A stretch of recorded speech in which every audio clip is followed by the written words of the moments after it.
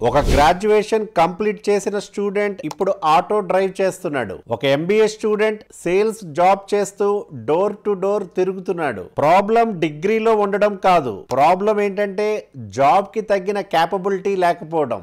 ఇండియాలో అన్ఎంప్లాయ్మెంట్ అంటే just numbers కాదు, ఒక రియల్ పెయిన్. స్టూడెంట్స్ జాబ్స్ కోసం తిరుగుతున్నారు, కంపెనీస్ రైట్ క్యాండిడేట్ కోసం వెయిట్ చేస్తున్నాయి. ఇక్కడ ప్రాబ్లం జాబ్ లేకపోవడం కాదు, తగిన స్కిల్స్, తగిన మైండ్ సెట్ లేకపోవడం. మీరు స్టూడెంట్ అయినా సరే, పేరెంట్ అయినా సరే, లేకపోతే ఇప్పుడు జాబ్ కోసం ఫైట్ చేస్తున్న ఒక యూత్ అయినా సరే, ఈ వీడియో మీకోసమే. బికాస్ ఇదొక ఇండివిజువల్ స్టోరీ కాదు, ఇదొక జనరేషన్ యొక్క పెయిన్. మనమందరం స్కూల్లో ఫైట్ చేస్తాం ర్యాంక్స్ కోసం, ఎంట్రన్స్ ఎగ్జామ్స్ లో కంపీట్ చేస్తాము సీట్స్ కోసం, డిగ్రీ కూడా సంపాదించాం. కానీ ఫైనల్లో ఒక కామన్ క్వశ్చన్, నెక్స్ట్ ఏంటి? ఒక స్టూడెంట్ 4 years బీటెక్ చేసి ఇంకో 1 year కోచింగ్ కూడా తీసుకుని 6th year లో కూడా జాబ్ లేకుండా ఉంటే ఏమనుకోవాలి? తప్పు మన యూత్ లోనా లేకపోతే సిస్టమ్ లో ఉందా? చూడండి, ఈ ఆర్టికల్ ప్రకారం ఇండియాలో 83% ఇంజనీరింగ్ స్టూడెంట్స్ కి జాబ్స్ లేవు, ఆర్ ఈవెన్ మంచి ఇంటర్న్షిప్ ఆఫర్స్ కూడా లేవు. అంటే సింప్లీ దే ఆర్ అన్ఎంప్లాయిడ్. చాలా మంది సాఫ్ట్వేర్ ఇంజనీర్స్ కోడ్ రాయలేరు, ఇంకా చాలా మంది MBA graduates work for 10,000 rupees. ఎందుకు? స్కిల్స్ లేకపోవడం. కెరియర్ ని చాయిస్ గా తీసుకోలేదు, ఫోర్స్ గా తీసుకున్నారు. మీరు బీటెక్ చేశారంటే కోడింగ్ రావాలని లేదు, ప్రతి ఇంజనీర్ సాఫ్ట్వేర్ ఇంజనీర్ అవ్వాలని లేదు. మీరు ఎంబీఏ చేశారంటే బిజినెస్ నేర్చుకోవాలి అని లేదు. డిగ్రీ పాస్ అయిన తర్వాత కూడా చాలా మంది నాకు జాబ్ ఎక్కడ దొరుకుతుంది అని అడుగుతున్నారు. అది ప్రాబ్లం కాదు. అసలు ప్రాబ్లం ఏంటంటే సిస్టమ్ లో ఫ్లాస్ ఉన్నాయి అండ్ మనకి రియల్ వరల్డ్ స్కిల్స్ నేర్పించడంలో మొత్తం ఒక పెద్ద గ్యాప్ ఉంది. సో ఈ వీడియోలో మనం డీప్ గా డిస్కస్ చేద్దాం. ఎందుకు మనకి జాబ్స్ దొరకడం లేదు, ఎందుకు డిగ్రీస్ ని మార్కెట్ వాల్యూ ఇవ్వడం లేదు, దీనికి సొల్యూషన్ ఏంటి? కానీ ముందుగా ఒక చిన్న హెల్ప్ చేయండి.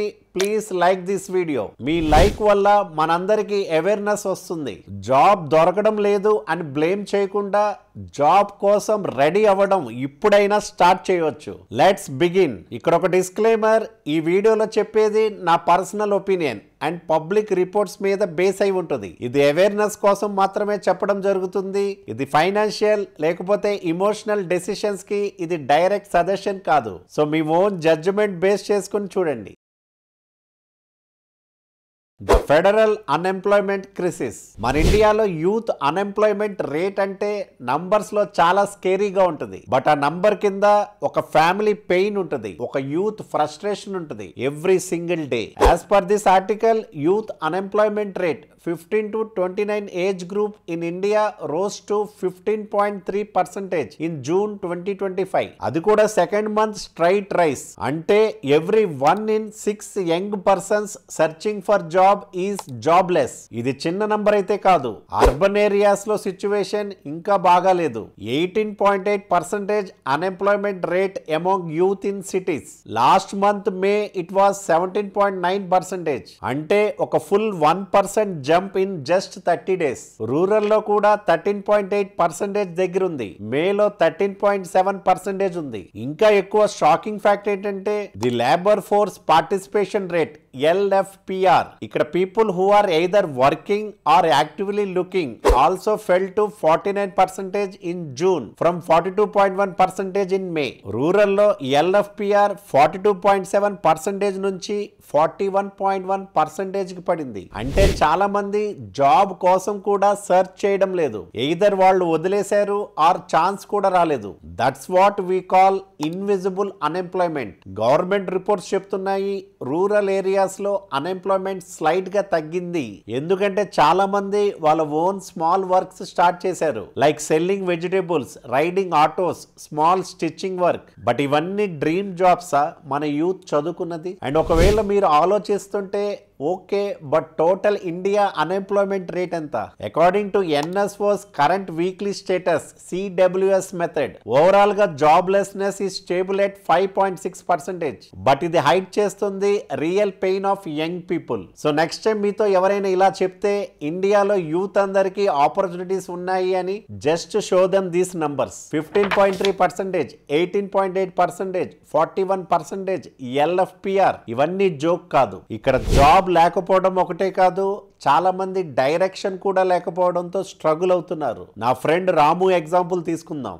ఎంబీఏ చేశాడు, క్యాంపస్ ప్లేస్మెంట్ లో షార్ట్ లిస్ట్ అవ్వలేదు, పార్ట్ టైం జాబ్స్ కూడా చేయడం లేదు, బికాస్ వాడొక పోస్ట్ గ్రాడ్యుయేట్ కదా, అందులో ఎంబీఏ. ఇప్పుడు ఇంట్లో పేరెంట్స్ తో ఉంటూ జాబ్ వస్తుంది అనే హోప్ తగ్గిపోతుంది. ఇక్కడ తను లేజీ అని కాదు, కానీ బికాస్ సిస్టమ్ లో స్ట్రక్చర్ లేదు. కెరియర్ ఇంకా స్టార్ట్ అవ్వలేదంటే mental health, family pressure, financial stress అన్ని కలిసిపోతాయి. అదొక్కొక్క ఫ్యామిలీ పెయిన్ కాదు, ఇది లాక్స్ ఆఫ్ ఫ్యామిలీస్ పెయిన్. ఒక టైంలో ఇండియాని డెమోగ్రఫిక్ డివిడెండ్ అని పిలిచారు, కానీ ఇప్పుడు చూస్తే it looks more like A demographic burden. మనకి స్కిల్స్ ఉండొచ్చు, డిగ్రీస్ ఉండొచ్చు, కానీ ఆపర్చునిటీస్, స్ట్రక్చర్ అండ్ యాక్సెస్ లేకపోవడం వల్ల చాలా మంది యూత్ ఐడిల్ గా ఉన్నారు. మన సిస్టమ్ లో ప్రాక్టికల్ లెర్నింగ్ లేదు. రియల్ ప్రపంచాన్ని ఫేస్ చేయడం ఎలా అని ఎవరు చెప్పరు. దీని రిజల్ట్ ఏంటంటే లాక్స్ ఆఫ్ డ్రీమ్స్ బ్రేక్ అవుతున్నాయి సైలెంట్లీ. నా వ్యూ ఏంటంటే ఇది ఇలాగే కంటిన్యూ అవుతే unemployment won't just be an economic issue, it will become a psychological disaster. మన యూత్ లో పవర్ ఉంది,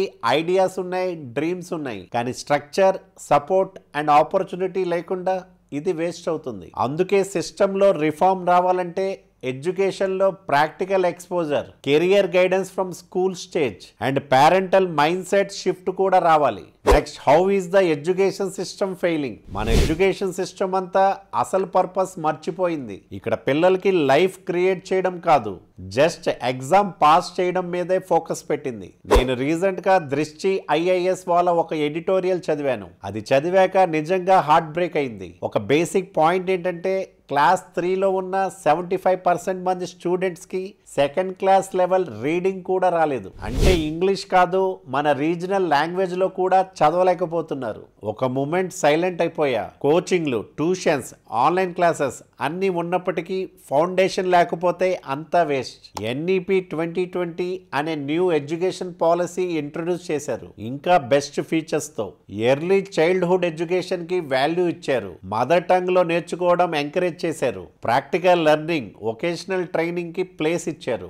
ఎగ్జామ్స్ ని ప్రెషర్ లాగా కాకుండా కంటిన్యూస్ అసెస్మెంట్, సిసిఈ సిస్టమ్ లాగా చేయాలి అని చెప్పారు. అంటే ఎవ్రీ టర్మ్ లో చిన్న చిన్న టెస్ట్ తో ప్రోగ్రెస్ చూడాలి. బట్ ఇంప్లిమెంటేషన్ స్లోగా జరుగుతుంది, అందరికీ రీచ్ అవ్వడానికి టైం తీసుకుంటుంది. మన గవర్నమెంట్ స్కూల్స్ లో ఫోకస్ అంతా mid day meals, free books, uniforms, shoes, buildings మీదే ఉంది. కానీ స్టూడెంట్స్ కి యాక్చువల్ స్కిల్స్ డెవలప్ చేయడం మీద ఫోకస్ తప్పిపోతుంది. ఇలా చెప్పడం అంటే క్రిటిసిజం కాదు. మన సిస్టమ్స్ లో ఇంటెన్షన్స్ మంచివే, కానీ ఎగ్జిక్యూషన్ లో డైరెక్షన్ మిస్ అయింది. ఇంగ్లీష్ మీడియం అని చెప్పేసి అడ్మిషన్స్ తీసుకుంటున్నారు, కానీ టీచర్స్ ఇంగ్లీష్ లో మాట్లాడలేక స్ట్రగుల్ చేస్తున్నారు. ఇంకా ప్రైవేట్ స్కూల్స్ లో సిచ్యువేషన్ కూడా బాగాలేదు. ఇక్కడ ఫీజు కలెక్ట్ చేస్తారు, కానీ క్వాలిటీ ఉందా? ట్రాన్స్పరెన్సీ లేదు.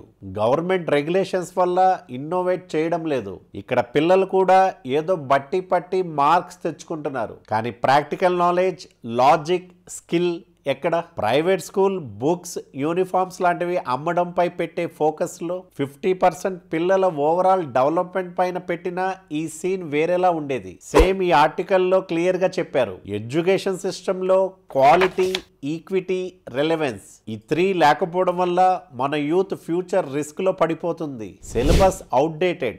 1980s లో డిజైన్ చేసిన కరికులం ని మైనర్ చేంజెస్ తో ఇప్పటికీ నేర్పిస్తున్నారు. మార్కెట్ లో AI, data science, automation, renewable tech లాగా టూల్స్ వచ్చేసాయి, కానీ స్కూల్స్ లో పాస్కాల్ ప్రోగ్రామింగ్, టైప్స్ ఆఫ్ సాయిల్ మాత్రమే నేర్పిస్తున్నారు. ఇక్కడ రిలెవెన్స్ లేకపోవడం చాలా డేంజరస్. అసెస్మెంట్ సిస్టమ్ ఏంటి? Just marks. సిసిఈ సిస్టమ్ చేయాలి అని ఎన్ఈపి చెప్పింది, కానీ ఇప్పటి వరకు 90 మార్క్స్ తేవాలి అనే టెన్షన్ తో పిల్లలు ప్రెషర్ లో పడిపోతున్నారు. క్రియేటివిటీ, కమ్యూనికేషన్, ప్రాబ్లమ్ సాల్వింగ్ ఇవన్నీ కూడా ఇవాల్యుయేట్ చేయడం లేదు. వొకేషనల్ ఎడ్యుకేషన్ ని కూడా జోక్ లాగా తీసుకుంటున్నారు. ఎన్ఈపి ప్రకారం ప్రాక్టికల్ స్కిల్స్ స్కూల్ నుంచి స్టార్ట్ చేయాలి అని చెప్పారు, కానీ ల్యాబ్స్ లేకపోవడం, టీచర్స్ ప్రాక్టికల్స్ చేయడం రాకపోవడం వల్ల ఒక ఫార్మాలిటీ లాగా కంప్లీట్ చేస్తున్నారు. టీచర్స్ ట్రైనింగ్ లో సీన్ ఇంకా worst. 80% BEd colleges just certificate shops లాగా నడుస్తున్నాయి అని ఆర్టికల్లో చెప్పారు. టీచర్స్ దెమ్సెల్స్ బాగా ట్రైన్ అవ్వలేకపోతున్నారు. అప్పుడు స్టూడెంట్స్ ఎలా షైన్ అవుతారు? ఆన్లైన్ లెర్నింగ్ లో డివైడ్ ఇంకా డేంజరస్ అయింది. రిచ్ స్టూడెంట్స్ కి fast internet, laptops, zoom classes అన్నీ ఉన్నాయి. కానీ పూర్ స్టూడెంట్స్ కి స్మార్ట్ ఫోన్ కూడా లేదు. ఇక్కడ పాండమిక్ తర్వాత గ్యాప్ డబుల్ అయింది.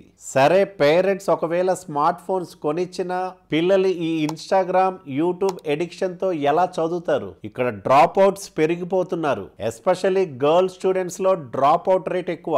రీజన్ ఏంటి? Early marriages, financial problems, travel safety and some times school కి వెళ్ళిన ఏమి యూస్ అనే ఒపీనియన్. సో ఫైనల్ గా రిజల్ట్ ఏంటి? డిగ్రీ ఉంది, జాబ్ ఉండదు. యూత్ కి డిగ్రీ సర్టిఫికేట్ ఉంటుంది, కానీ మార్కెట్ కి కావాల్సిన స్కిల్స్ లేకపోవడం వల్ల అన్ఎంప్లాయ్మెంట్ పెరిగిపోతుంది. డెలివరీ జాబ్ చేయడం, గిగ్ వర్క్ చేయడం మన యూత్ కి డ్రీమ్ జాబ్స్ కాదు. సిస్టమ్ వల్ల మిస్ అయిపోతున్నారు. ఈ రోజు స్టూడెంట్స్ లాక్స్ స్పెండ్ చేస్తున్నారు కోచింగ్ కి, కానీ రిజల్ట్ ఏమొస్తుంది? పేరెంట్స్ కూడా కన్ఫ్యూజ్. ఎంపీసీ, బైపీసీ, సిఈసి తీసుకుంటే జాబ్ వస్తుందా? No guarantee. ఇక్కడ ట్రూత్ ఏంటంటే మన ఎడ్యుకేషన్ సిస్టమ్ ఎగ్జామ్ పాస్ చేయడాన్ని గోల్ గా తీసుకుంటుంది, లైఫ్ పాస్ చేయడానికి కాదు. నా ఫీలింగ్ ఏంటంటే ఇప్పటికి మన సిస్టమ్ ని రీసెట్ చేయాలి, ఫౌండేషన్ బాగా బిల్డ్ చేయాలి, టీచర్స్ ని ట్రైన్ చేయాలి అండ్ సిలబస్ ని 2025 స్టాండర్డ్స్ కి అప్గ్రేడ్ చేయాలి. లేదా డ్రీమ్స్ తో ఫుల్ ఉన్న యూత్ లైఫ్ లో సెటిల్ కాకపోవడం చాలా పెయిన్ఫుల్. దీని మీద మీ థాట్స్ ఏంటి? కామెంట్స్ లో చెప్పండి. నెక్స్ట్ చూద్దాం ద పేరెంటల్ ప్రెషర్ పారాడాక్స్. చూడండి, ఒక చిన్న ఫ్యాక్ట్ చెప్పే ముందు, ఇండియాలో student related mental health incidents last 10 years లో డబుల్ అయ్యాయి. And this is not a small number. ఈ నంబర్ లో చాలా మంది just because they couldn't handle pressure, parents pressure, society pressure, self doubt, fear of failure, ఇలా average గా every year more than 10,000 students వాళ్ళ జర్నీని ఎర్లీగా ఎండ్ చేశారు. నేను మీకు ఏం చెప్పాల్సిన పని లేదు, మీరు చూస్తూ ఉంటారు కదా టీవీలో, న్యూస్ పేపర్లో. ఇక్కడ మనం టాపిక్ లోకి వస్తే ప్రతి పేరెంట్ అనుకుంటారు వాళ్ళ పిల్లలు సక్సెస్ అవ్వాలి అని. దట్స్ ఏ గ్రేట్ థింగ్, అది ఉండాలి. ఎందుకంటే పేరెంట్స్ చాలా కష్టపడి వాళ్ళ పిల్లల కోసం పని చేస్తారు, వాళ్ళకు ఒక మంచి ఫ్యూచర్ కావాలని కోరుకుంటారు. బట్ ఇక్కడ ఒక బౌండరీ ఉండాలి కదా. అదే బౌండరీ లేకపోతే అదే ప్రేమ ఒక బర్డెన్ అయిపోతుంది. మనం చూస్తూ ఉంటాం లైఫ్ లో,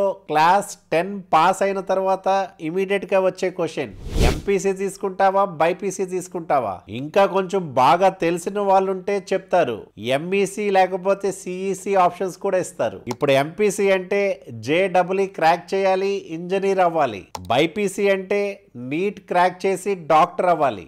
ఎంఈసీ ఇంకా సిఈసి చేస్తే సిఏ అయిపోవాలి. వీటన్నిటి తర్వాత ఒక గవర్నమెంట్ జాబ్, ఇంకా యూనిక్ గా ఉంటే లా లేకపోతే యూపీఎస్సి. That's it. ఏంటి ఇదే లైఫా? ఇదే 6 కెరియర్ ఆప్షన్స్ లోనే ప్రతి స్టూడెంట్ ఫిట్ అవ్వాలా? విరాట్ కోహ్లీని ఇంజనీర్ చేయండి, చూద్దాం ఏమవుతుందో. సుందర్ పిచైకి బ్యాట్ ఇవ్వండి, ఇండియన్ టీమ్ లో సెలెక్ట్ అయ్యేలా చూద్దాం. మిస్ మ్యాచ్ అనేది ఇది. బట్ ఇక్కడ క్వశ్చన్ ఏంటంటే, ఎంతమంది పేరెంట్స్ ఇలా అడుగుతారు? నువ్వు క్రికెట్ ఆడాలనుకుంటున్నావా? ట్రై చేయి. నువ్వు పైలట్ అవ్వాలని అనుకుంటున్నావా? Let's explore it. నువ్వు మ్యూజిషియన్ అవ్వాలనుకుంటున్నావా? Okay, try for it. చాలా తక్కువ మంది పేరెంట్స్ ఇలా చెప్తారు. నేను మళ్ళీ చెప్తున్నా, పేరెంట్స్ రాంగ్ కాదు, వాళ్ళకి భయం ఉంటుంది, సేఫ్టీ కోసం, రెప్యుటేషన్ కోసం. మా అబ్బాయి ఐఐటిలో ఉన్నాడు, మా అమ్మాయి సిఏ అయింది అని సొసైటీలో గర్వంగా చెప్పుకోవడం కోసం. That's okay.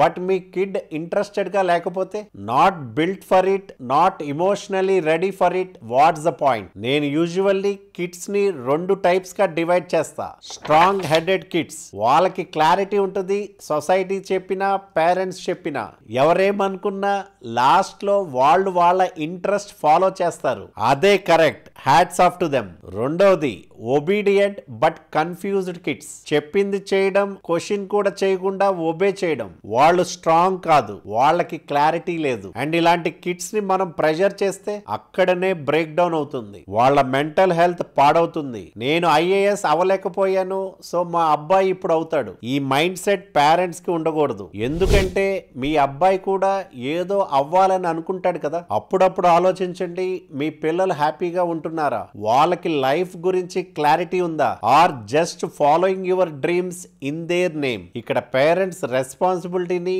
అండర్ ఎస్టిమేట్ చేయడం లేదు, but please observe, understand and support. Force చేయడం కరెక్ట్ కాదు. లైఫ్ అంటే just engineering, medicine, CA, law కాదు. లైఫ్ అంటే హ్యాపీనెస్, క్లారిటీ అండ్ పర్పస్. ఒక మ్యూజిషియన్, ఒక డాన్సర్, ఒక రైటర్, ఒక పైలట్, ఒక టీచర్ కూడా సొసైటీలో చాలా ఇంపార్టెంట్. అండ్ మనకి పేరెంట్స్ ని ఇన్స్పైర్ చేయాలంటే ఫస్ట్ మనం ఓపెన్ మైండెడ్ ఉండాలి. Let's see the Germany example. జర్మనీలో ఒక చిన్న స్టూడెంట్ అయినా, ఇంటర్మీడియట్ స్టూడెంట్ అయినా క్లాస్ రూమ్ లో థియరీ చదువుతాడు, బట్ దానితో పాటు కంపెనీలో రియల్ జాబ్ ట్రైనింగ్ కూడా చేస్తాడు. వీక్ లో 3 days school, 2 to 3 days real work at a company. So అక్కడ థియరీ చదవడంతో పాటు real skills, hands on experience, professional discipline అన్ని నేర్చుకుంటాడు. ట్రైనింగ్ పీరియడ్ లోనే వాళ్ళు ఒక డీసెంట్ శాలరీ లాగా ఒక స్టైపెండ్ కూడా సంపాదిస్తారు. By the end of 2 to 3 years